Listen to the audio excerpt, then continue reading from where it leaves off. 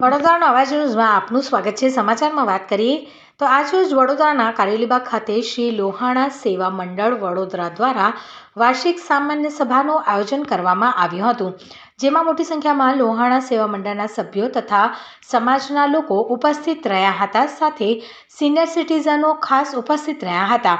આ વાર્ષિક સામાન્ય સભામાં ફરીથી વડોદરાના પ્રમુખ રાજુભાઈ નટવરલાલ ઠક્કર અને મંત્રી રાજુભાઈ હીરાલાલ ઠક્કર નિમણૂક કરવામાં આવ્યા છે। તે બદલ રાજુભાઈએ તમામ સભ્યોનો આભાર માન્યો હતો। સમાજનો પણ આભાર માન્યો હતો। આવનારા દિવસમાં સમાજ વિશે અનેક કામો કરવામાં આવશે। છેલ્લા 8 વર્ષ પહેલા જે સંસ્થામાં કારોબારી સભ્ય તરીકે નિમણૂક થઈ અને 6.5 વર્ષ જેટલો સમય પ્રમુખ તરીકે જે અમારી લોહાણા સેવા મંડળ કારેલીબાગ વડોદરા મહિરેવા સમાજની આ સંસ્થા, જેમાં 2200-2300થી પણ વધારે સભાસદો છે અને એ સમાજનું જ્યારે નેતૃત્વ કરવાનો અવસર મળ્યો છે ત્યારે ફરી એકવાર સમાજનો ખૂબ ખૂબ આભાર માનું છું।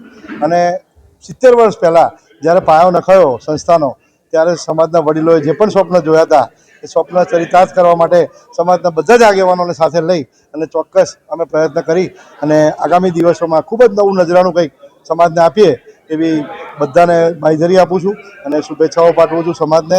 પણ આજના દિવસે કંઈ ને કંઈક સમાજ માટે શું નવું કરવું એ બધી જ પ્રેરણાઓ વડીલો પાસેથી લઈ અને આગળ વધતા રહીશું। જય જલારામ।